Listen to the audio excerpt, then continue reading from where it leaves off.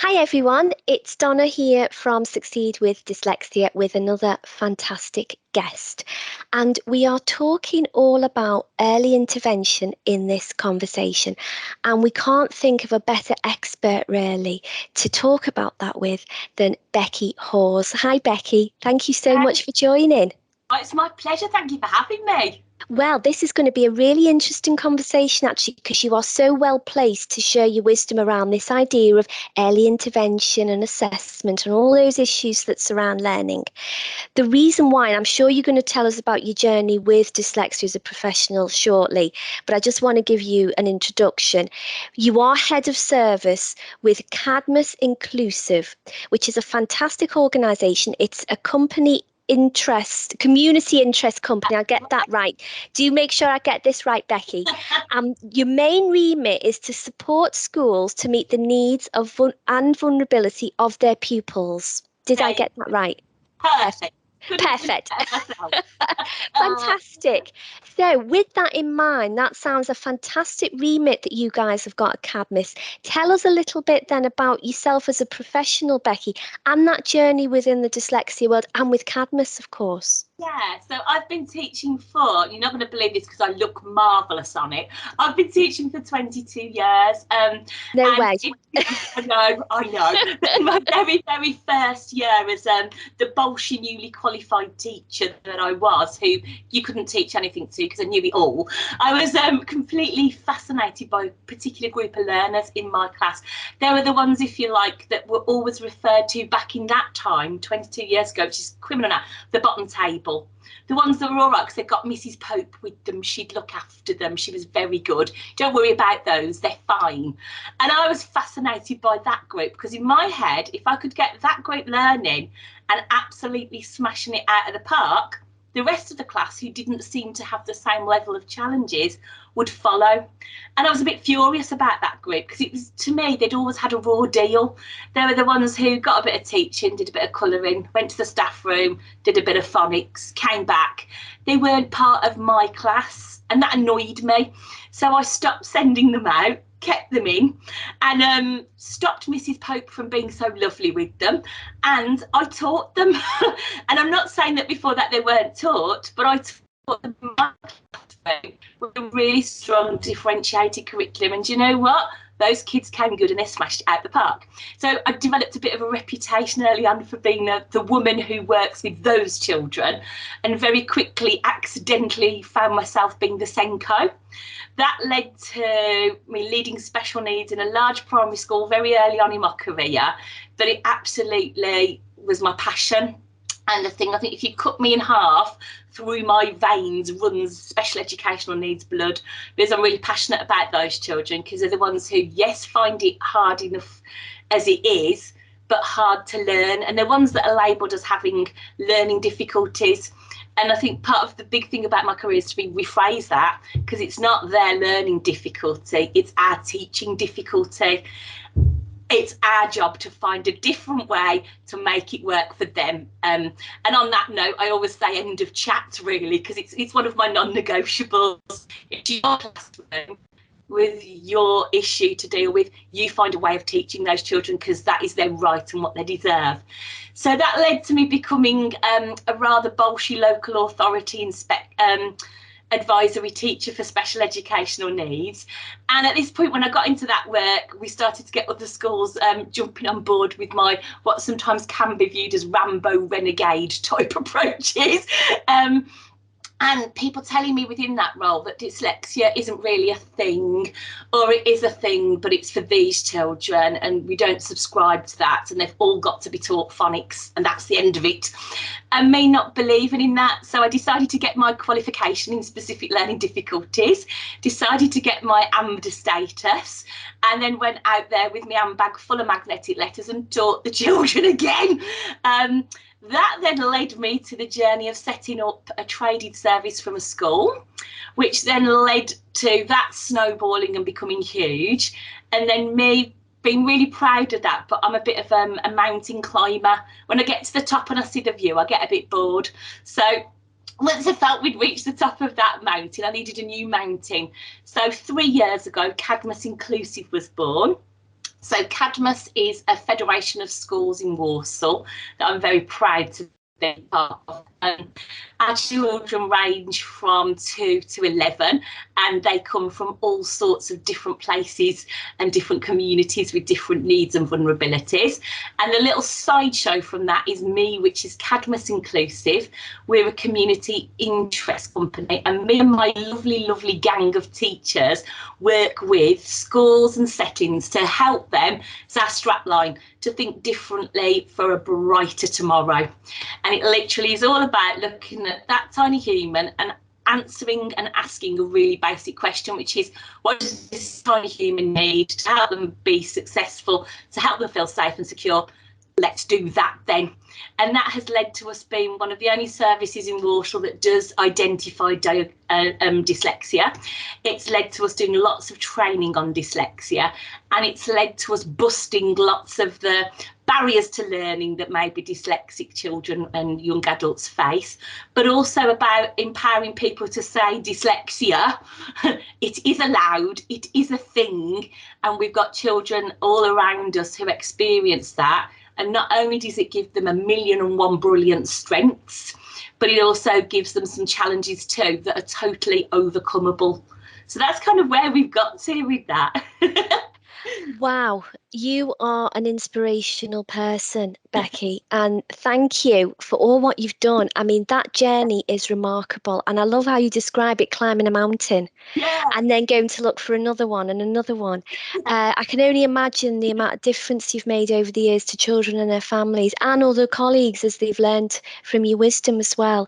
Brilliant. So this is going to be a really interesting conversation, because we're looking a lot here at Succeed around all the things that you've talked about essentially, and specifically at the moment about early intervention, you know, the assessment, the label of dyslexia. And I've got lots of questions that I hope we can get through. Yeah. The first one being then, based on all what you've just said, what does early intervention mean to you? How can you explain that to people who think, what is that? Is it all just about assessment, or is it something else? It makes you laugh because we talk about staging and intervention, and we expect some recover some sort of alcoholic here when we're going to. I think for me, early intervention is spotting that we've got, I always call them my tiny humans. We've got a tiny human here who is, despite their best endeavours, not getting out of school what they should be getting out of it. But also with dyslexia, and I'm sure we'll talk about stereotypes later, but their wider life. And actually, there's an unexplained reason why this person is struggling, and it's not from lack of effort on their part. And so for me, it's about spotting it at the first available sign, getting in there quick and giving them the tools that they need and the empowerment that they need to be able to flourish to the very best of their ability and to be in their best possible state of feeling safe and secure within that. For me, actually, early intervention is not about waiting for the label, in inverted commas, of dyslexia. It's spotting, here's a need, let's get in there quick. That need might lead us down a dyslexia pathway, but it also might not.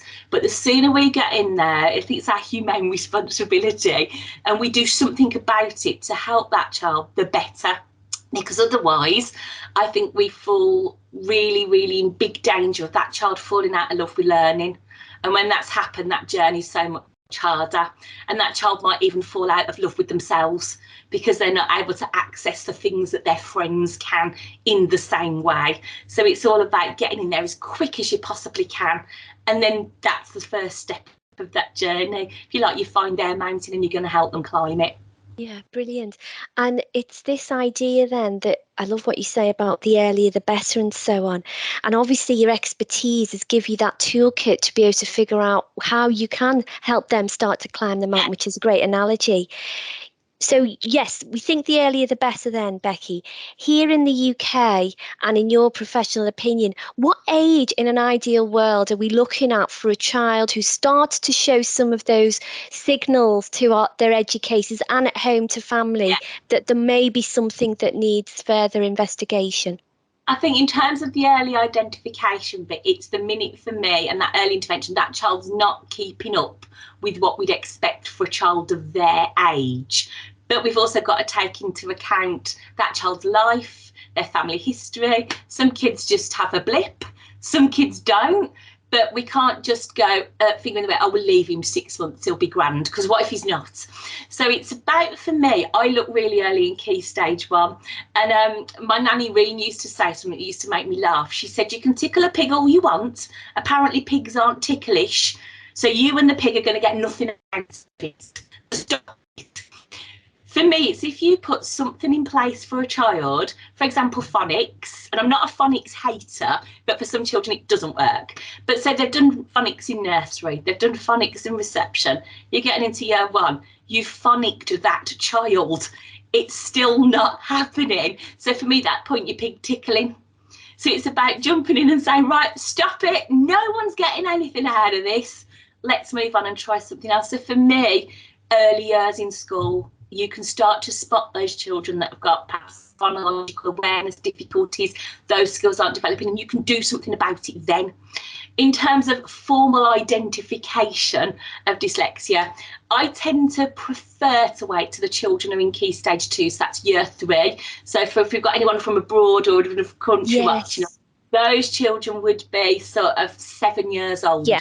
Around then, 7 years, 8 years is a good time, because we'll have tested all sorts, we'll have tried all sorts, we'll have explored lots of hypotheses about that child and their learning, but we'll also know that they've had excellent learning opportunities, and they will have also had perhaps that time to mature and that time to catch up. And if by then really we're still in trouble, it's a good time to go then for me. Interestingly, that people from all sorts of places might be interested. Unfortunately, for a number of reasons, and I get an awful lot of year 9 students. So our year 9 students in the UK are sort of 14 years old, around that mark, 13, 14, that come out of the woodwork then. And what we find is that those students are actually the cleverest students you could ever come across. Lovely example, I had a lovely year 9 girl who said to me, I've been struggling for ages, it's just I've hidden it well. And so I said to her, show me. Her phone had every reminder known to man. She'd got homemade vocabulary books. She'd got homemade spelling charts. She was up all night reading the book before it was read in class. And she was exhausted, but my absolute superhero, because she had managed to get to that point in her life and nobody realising, because she'd masked it so beautifully. It's fascinating, isn't it, Beccie? Because I was going to say, and what a story that is.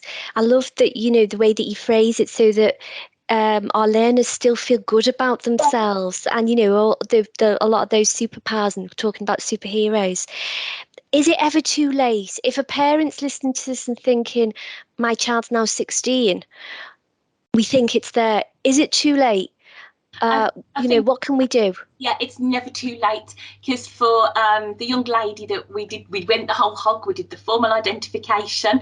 I told her how proud I was of her, because as I pointed out to her, I'd have probably had a nervous breakdown with all of that by the time I was about 9. She was 14 and had done all of that. It's not too late, because I explained to her, now we've got a story of hope, because this isn't the end, this is your new beginning, because now we all know, and the word dyslexia itself prompts support, so people will be more understanding of why you're tired, why you've worked harder, and we can put some reasonable adjustments in place for you right now.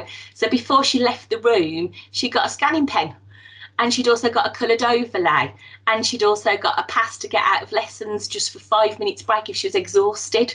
And I said to her, you've got those 3 things within 10 minutes of us having a chat. So straight away, life is now a little bit easier for you than it was. So it's never too late, even for our adults in the workforce, something can always be done. So I always think of it as, when we get that, it's no matter how old we are, and it's their new beginning. Yeah, lovely, fantastic. The positivity just comes through the screen. It's so inspirational to talk to you. I feel like I wish you were my teacher in some way. I'm trying to figure out how I can make that happen, Beccie. In terms of stereotypes, then you hinted at that a little bit earlier. And yeah, we talk a lot nowadays, don't we, about superheroes and so on, Yeah. which is a real myth buster about a lot of these negative stereotypes we used to have about dyslexia and the other differences as well. But what types of stereotypes or myths or misunderstandings do you encounter that people, either as you call them, little people, our children, or our adults, parents, have around dyslexia when we have those types of conversations? Yeah, we had one today, which was they're all from a really good place, because it's, if you like, I talk about having a dyslexiometer that goes off when you start working with the topic. My dyslexiometer's gone off there. Yeah, let's have a look. Here we go. And then she goes again with a bag of tricks. Off she goes. But a teaching assistant said to me, well, his B's and D's are backwards. And she said, you'll see on the screen, I've been doing that at him for ages and he's not sorted it. So his B's and D's are backwards, and he sounds dead clever, but nothing comes out of his pen. And I went, oh, okay. And then she said, but he can't be dyslexic, can he? Because he's not in the top group. And when we unpicked this, in her mind, dyslexia is the one that only the really, really super intelligent top table children get, or children from, this is awful, socio-economically rich families, because their mummies and daddies can pay for somebody to assess it, which is shocking.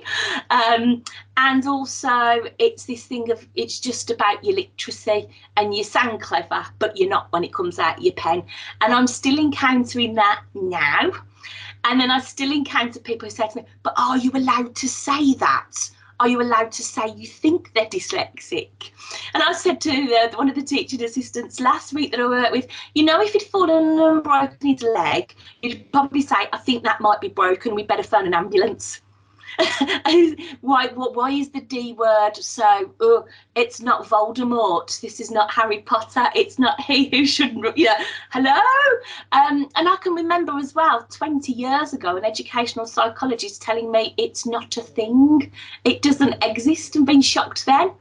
So we get there all of the time. I think the biggest thing for me is, yes, it is around our whole reading, whole word reading, our whole word spelling. It's about our phonological awareness. It's about the other stuff too, but it's also about your processing, your memory, your social, emotional, mental health. It can affect your fine motor and your gross motor skills. It actually will have a positive, but also sometimes a more challenging impact on every single area of your life. And so that's the other thing as well. There's often a stereotype that our dyslexic people perhaps are really naughty or in lessons, and they're not actually. They're just communicating to us, hey, do you know what? This is dead hard and I've had enough, thanks. It's exactly what I used to do in maths lessons when I used to get sent out, because I think, oh, maths, best play up, I'll get sent out, then there is no maths. And I think those stereotypes they can be helpful, because what it's done today is it's opened a really good dialogue with this TA. And then I was able to challenge her on that and get her to think a bit wider. But it also can be really detrimental, because what we don't do, and especially when we identify dyslexia, is talk about, well, what can this student do? What are their superpowers? What are their skills? What are their strengths? What does dyslexia mean for them that makes them even more amazing than they already are? And I think that's sad. It is. And you spoke earlier about people, you know, falling out of love with learning because of experiences and our expectations and so on, as teachers, you know, teaching assistants, TAs, parents and so on.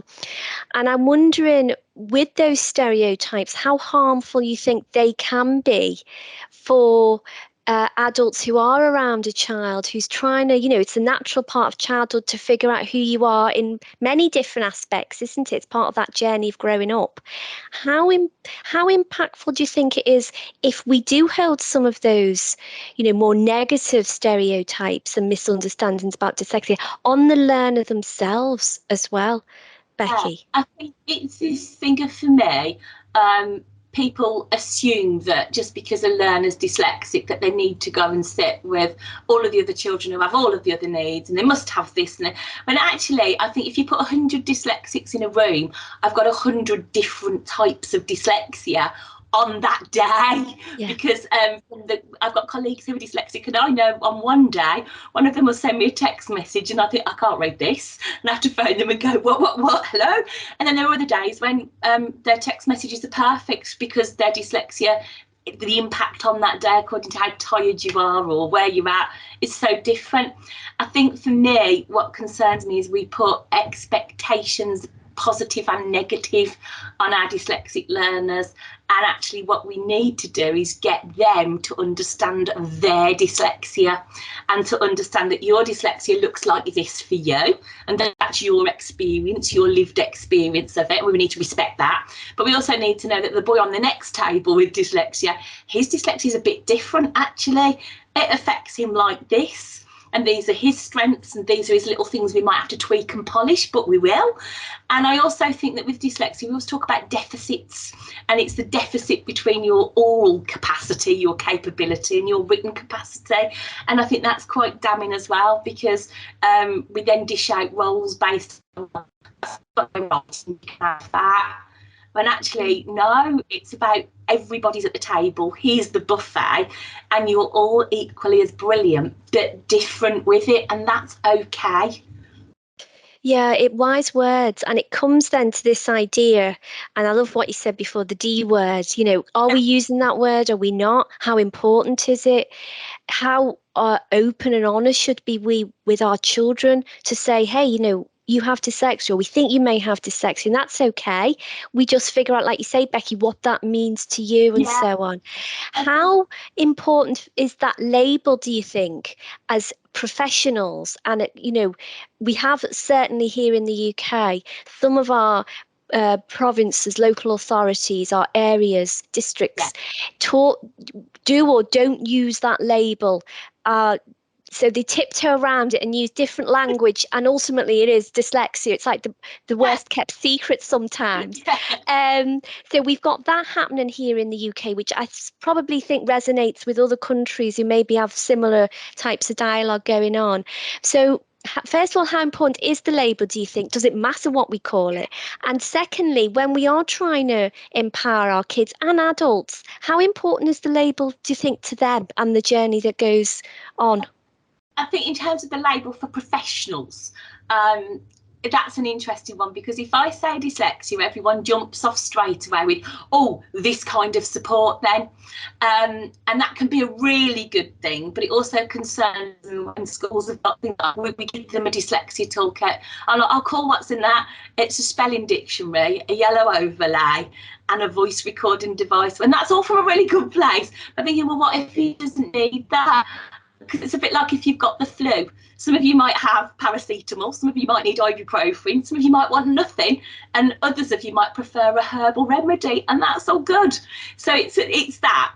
I think it can promote understanding, because I know that for some children, they've said to me, once the teacher heard that I was dyslexic, they stopped calling me stupid, or they understood that I needed a bit longer.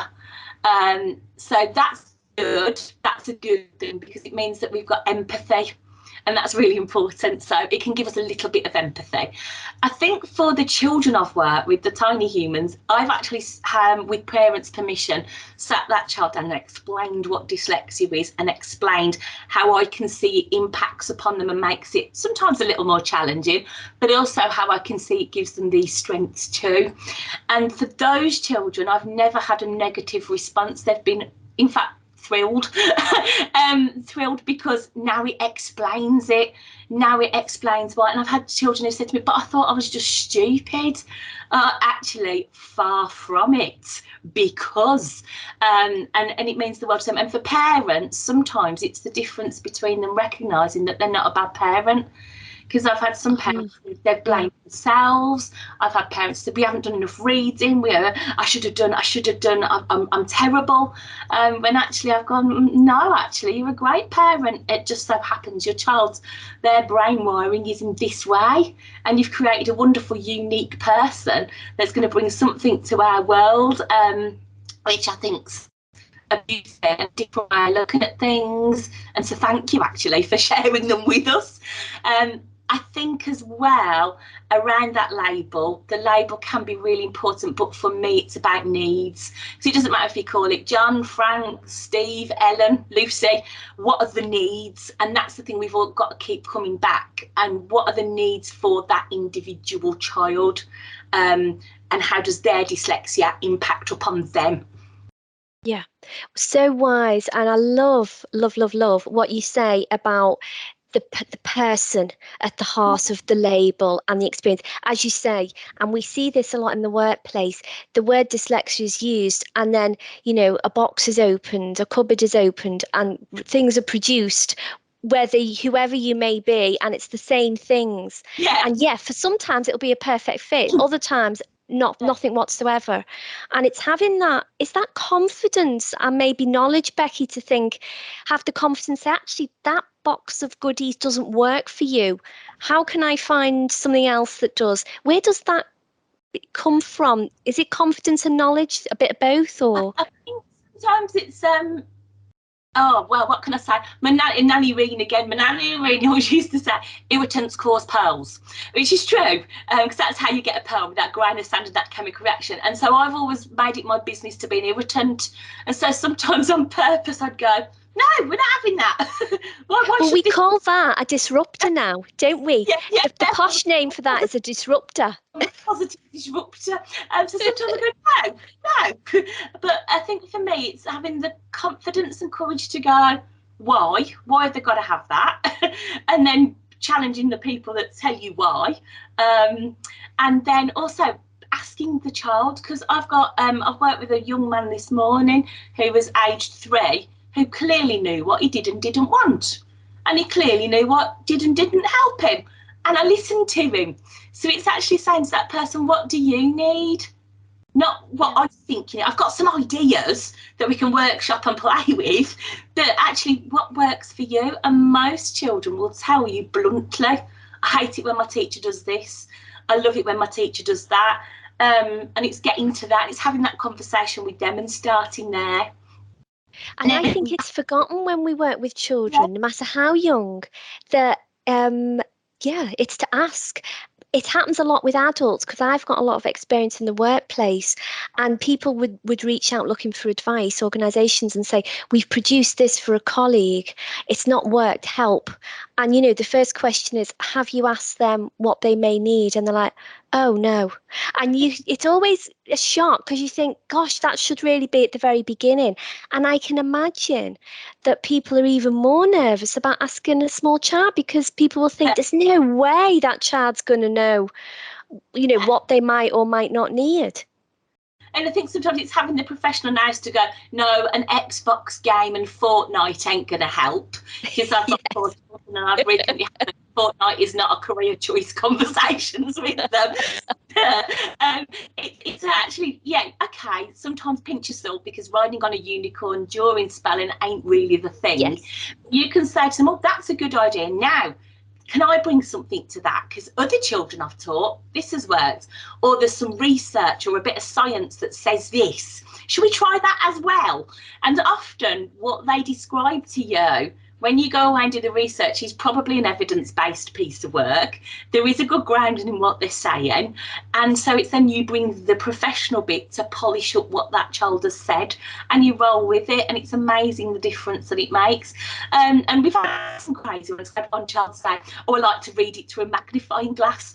There was nothing wrong with his eyes, but I gave him one, and suddenly the teacher said, well, it seems to work. He sits much stiller and he's much calmer. And I thought, yeah, because it's just a novelty of. But if it's going to work for 2 weeks, that's 2 weeks more learning than we would have had before. Yeah. And I think it just takes that professional courage to challenge, well, why have they got to have that? Who said? And I often get the answer back, they said. And my response to that's always, who's they? Who's they? And there's often no one. Yeah, it is, because, you know, if you do get the answer from your 5-year-old, what, I need a unicorn and I need, you know, my Xbox or whatever it is, and obviously it's not going to happen. But it's that idea that you've asked, isn't it, for a little one and a grown up. to be asked, even if the answer is something that's slightly off kilter. It's the fact that you've started with the question, and it is a collaborative journey, whether it's a 3-year-old or a 30-year-old. I always remember working with an educational psychologist who said to me, always believe it when the children tell you something really wacky. And I looked at her and thought, yeah, right, whatever.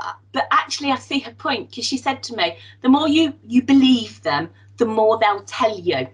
And that's what I've started to do with my little learners, my little tiny humans, because the more I ask them, the more they tell me, the more they reflect themselves, so the better their insight becomes into them as a learner, but the more information they give me to use then. So my help is personal and as bespoke as required for that child, but it's about starting that dialogue. And yet it might be wacky, but you'll soon find over time that that encourages reflection, which encourages realism, which encourages doableness, which is brilliant. It is brilliant. And I'm going to ask you about quality first teaching. That's a phrase we use a lot in the UK. And I guess it is what it sounds like, great teaching. Yeah. And how much of that, those conversations, that reflective learning, what a lot of the times called almost metacognition, is part of that quality first teaching that we talk a lot about here in the UK. Yes, we went through a big phase in the UK of everyone who had some sort of additional need. The answer was to send them out. And what we did is we had a brilliant teaching assistant, Mrs. Willingbody we'll call her, and she would take 6 children out and she'd go away and she'd teach them and she'd bring them back. And the class teacher wouldn't see them. And although I'm sure what she did was phenomenal and brilliant, often a lot of the stuff that she did was just kind of a hunch and this and that. Even though she was brilliant, you can't make up for a really brilliantly expert quality teacher. We've moved away from that, especially under our new Ofsted framework. So Ofsted is our body that inspects our schools in the UK. And now the emphasis is on what do you do to keep them in? Yes. Which I really like. And so it's about now making sure that our quality first teaching is tip top. And it kind of harks back onto me 22 years ago. Yes, I was just going to say, that's full circle. Yeah. And it's awful because those groups, they're always called rainbow group. Why? Because we haven't got a red or a blue group. They're a bit of everything and we don't quite know what they are. I'm always dubious about rainbow group. But what I think is really interesting is for our rainbow group, they need a qualified teacher. They need all the positive learning role models around them. They need a really high quality learning environment from a qualified teacher that knows their stuff. So for me, it's about how do I keep them in? But the biggest thing and the mantra I say is, you know what? Little tweaks you might make to the way your information is presented for your dyslexic learners, how you ask your questions, the additional processing time you give them is not just going to make a difference to your children with dyslexia, it's going to make a difference to all of them. They will all be richer and benefit for those strategies. We can't always say that about other groups of learners in our classroom. And the other thing for me as well is we need to remember that not every child in our class that has dyslexia will have been identified. What if you've got, like my year 9 girl, a brilliant masker? So we owe it to all of those children to have the best possible dyslexic friendly quality teaching that we can give them, because it doesn't matter if you're dyslexic or not, your needs will be met, and that's the important thing. It is, and everything you say there is so right about keeping our children together. When we get it right, I mean, again, it takes you right back to what you said at the beginning of your career. Why aren't these little ones learning? If I can get it right for them, your instinct as a teacher was saying, I can get it right for the rest of the class.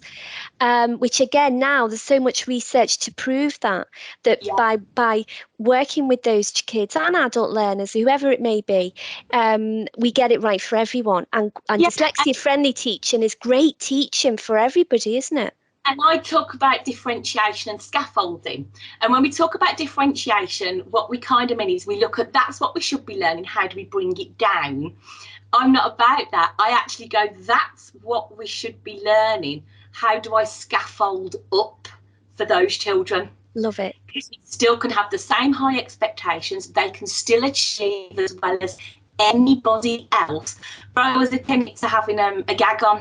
If you were sat in a room in a conversation with a gag on, you couldn't speak up. you'd be frustrated, you'd be angry, you'd be all of those things. So let's make our lessons accessible by saying it doesn't always have to be writing. You can show me how clever you are in this way, and giving our learners every possible way to just show the magic that they've got inside them. And I think if we scaffold up, we don't dumb it down, we can go for it, can't we? And the sky really is the limit. I don't talk about dyslexic potential, because I think when you give a child what their potential is, you pop a seed on them. Whereas I like to talk about go for it, because you can smash all of it, and that's really important. Yeah, it is. Wow, Becky, you are a credit to your profession. I am so pleased we are having this conversation, because it is, honestly, it's so inspirational. I love everything you've said. I think I know the answer to this, because the optimism just flows from you. But I'm going to ask nevertheless, do you feel optimistic for the future of our education system, of the philosophy of education now, in terms of how we think about working with these learners? I think the system is challenging right now, and it's more challenging than it's ever been. But where I've got lots of hope is there isn't just one Beccie Hawes out there. There's actually an army of us, and we're rising, and we're rising fast. And what I'd say is, I think for our dyslexic learners, your time is coming, because now we've got more people saying, oh, hang on a minute, it is a thing. And we've got more teachers who are more committed than ever before to drilling down to get to the reason why. I think that the dialogue around dyslexia is opening up, and I think parents are getting savvier thanks to Google. They're Googling, hang on, my child's got these things, and they're finding those checklists, and they're going into school and saying no. But I think now we're in a culture by where pupil voice really matters. So our children are starting to self-advocate and say, actually, I find it hard, and I'm struggling with this. And for our children that are dyslexic and present as naughty, we're starting to stop using that word now, and we're actually looking at it as a form of communication. So instead of saying you're naughty, we're saying, what are you telling us? Let me help you, help me understand. So I think the time is now, and we've had great events in the UK. We've had our first ever big national dyslexia show, which was phenomenal. To finally have all these people in a room, recognising it as a thing and showcasing what's good about our dyslexia. And I think generally people are accepting neurodiversity more as a thing. And it's a lovely example. My son's not dyslexic, but he is neurodiverse in terms of and he pointed out to me, do you know why I'm like this? He said, it's evolution. He said, all you neurotypicals have ruined our world, so we've had to evolve, and we're here to sort you lot out. And I think he's 15. I love that. Yeah. And actually, do you know what? We've stopped going, oh, it's a bad thing. We're going, now it is a difference, and it's a cool difference. And some of our dyslexic people are our go-tos. I work with 2 dyslexic individuals who are my go-tos, because when I've messed it up and I can't see a pattern and I can't see a link, I know their dyslexia means that they can. So they sort me out every time. So I think it's a time of hope, it's a time of optimism, and it's a coming. It's like this grass movement thing that's going up, and we're all going to be in there. So I think it's a good time. Yeah, which is so good to hear. And, you know, we agree with you here at Succeed. And it's about then just keeping the momentum going, isn't it? To make sure that we get there where we all want to. Because it's, sorry, Becky, go on. Yeah, it's about not stopping talking about it. Yes. Because if we stop talking about it, it goes back underground, and then we worry about it. And actually, it's not scary. And I always liken it to, you know, when you've got a little one who's about 2 and they try out swearing for the first time, or rude body parts. Sometimes it's good to just run into the middle of the playground and scream dyslexia, and everyone will go, what? And then you can get him to talk. It's like, you know, when my little one was swearing, he'd run and shout, Willie.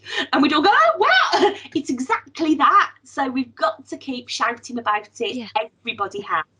And it's that energy and that what we call now disruption in the best possible sense of that word, isn't it?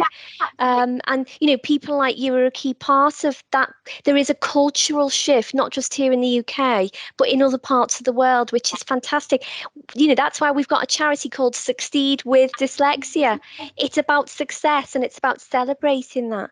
And my goodness, I can only imagine the lucky children and families who've crossed your path over the years, who've gone on and and, you know, achieved all these fantastic things. So again, thank you, Beccie, because you are one of our poster girls, really, and what we're all about here at Succeed. No, I love the name of the charity, Succeed with Dyslexia, because the succeed word is the key bit. Because I know with my son's autism, he gets really cross about autism awareness, and he gets cross about dyslexia awareness, because he said, you don't need to be aware of us. We're not hanging around under your bed to jump out. We're actually a really important community within our society who can be successful and do big things. Yes. And often our thought leaders, these people change the world for the better. And all the, you know, the issues, we all know what we've got happening in the world in many different ways in the 21st century. It is a lot of our neurodiverse friends who are going to get us out of some of the mess that we're in. And I think the biggest message I can give to anyone who does my job in education is I always say that you're a house guest in a child's life for a brief but beautiful time. So you damn well better be the best behaved house guest they've ever had.